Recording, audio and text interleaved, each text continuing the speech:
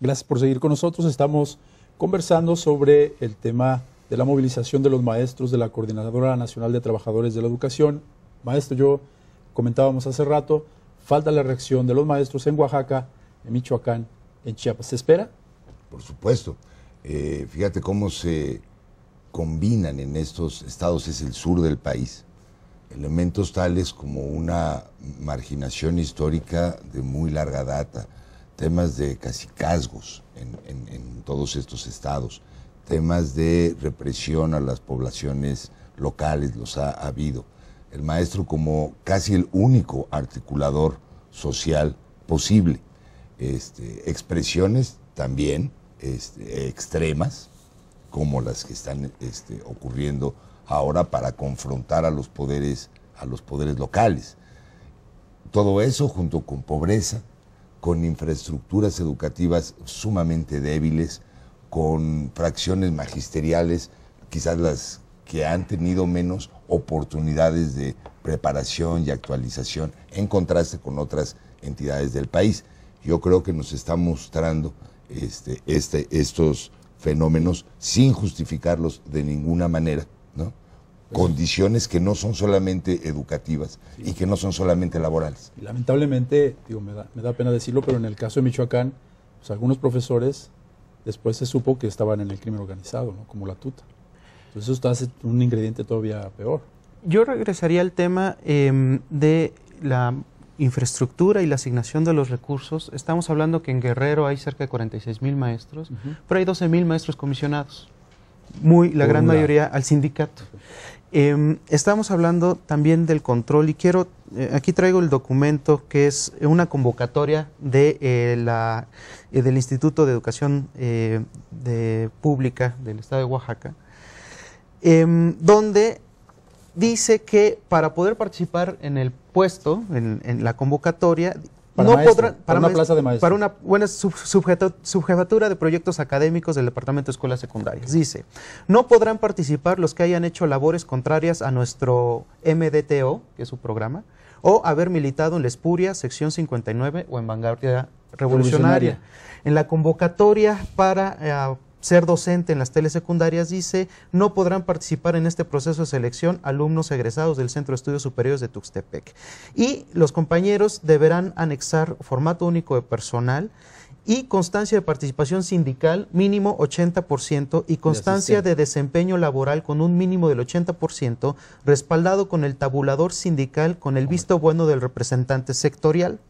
Entonces, cuando me refiero al control del sindicato, es que ya existe una evaluación. Claro. Y en ese sentido, claro que los estados deberán tener sus institutos de evaluación, pero lo que está en el centro es cuáles son esos criterios de evaluación. Si estos son los criterios de evaluación, bueno, no es discriminador, viola derechos humanos, claro. Y no tiene que ver con lo educativo. En ese sentido, Alberto y Roberto, yo les preguntaría, a raíz de la detención de la profesora Albester Gordillo, ¿cuál ha sido la reacción y el papel que viene jugando el CENTE, que es pues totalmente diferente a lo que estamos viendo? Creo que es buen momento de que los maestros digan basta, de que sean vistos como botín electoral y político y sean vistos como profesionales de la educación. La clase política depende de los votos de los maestros, depende del control político y de la estabilidad que le otorga el sindicato y los ve así, como un peón político, un peón electoral. Para una organización. No, son profesionales de la educación y así tenemos que verlos.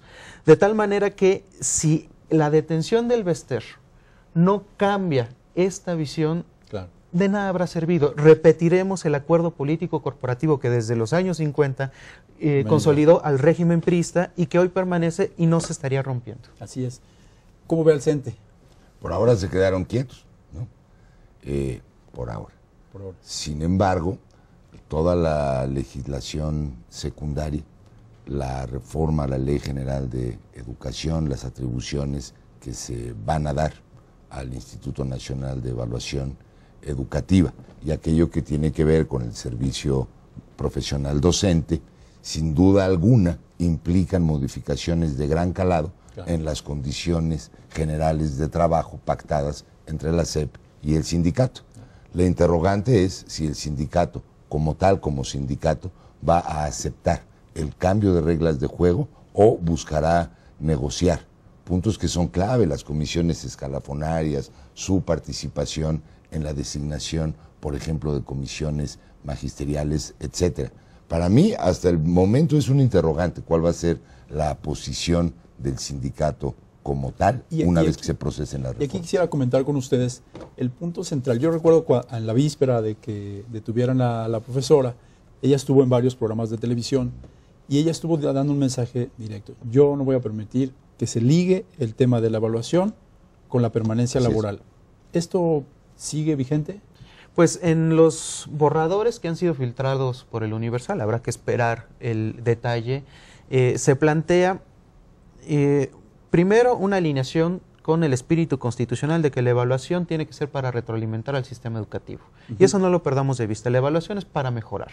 La evaluación es para identificar debilidades, oportunidades y actuar en consecuencia.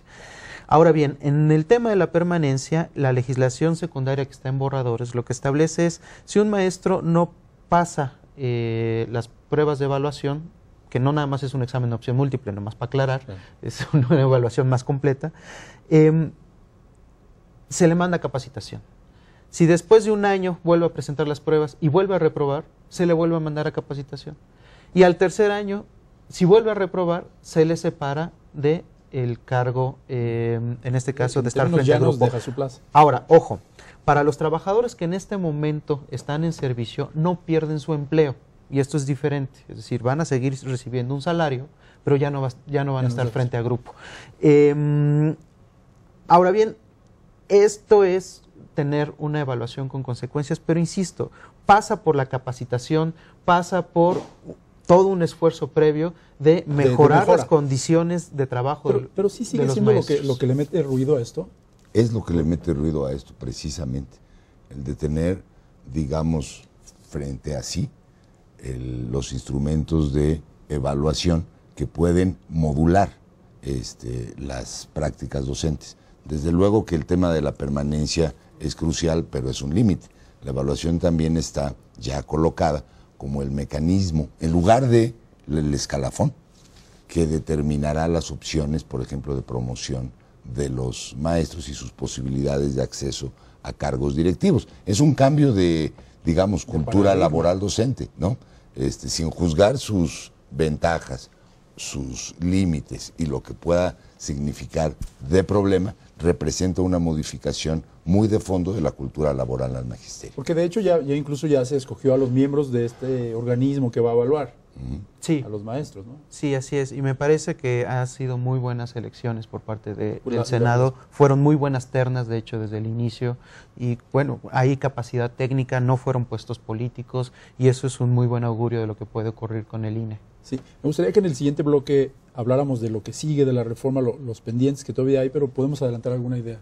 ¿Qué es lo que falta? Lo educativo, ¿no? La parte educativa. Por supuesto que no es menor, está, digamos, la parte más bien laboral y de nueva cultura laboral del magisterio, todavía en espera de ver cómo se negocia o se procesa al final esta modificación de las reglas de juego, y lo que queda pendiente es todo lo educativo. El dilema es si las autoridades educativas federales van a proseguir con las reformas que se hicieron durante la década pasada y que incluyen cambios en todos los niveles.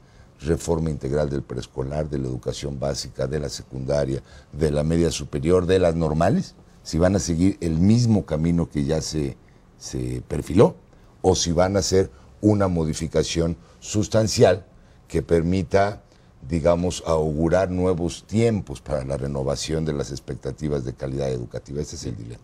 Bueno, ahorita seguimos platicando de los siguientes pendientes. Regresamos en un minuto.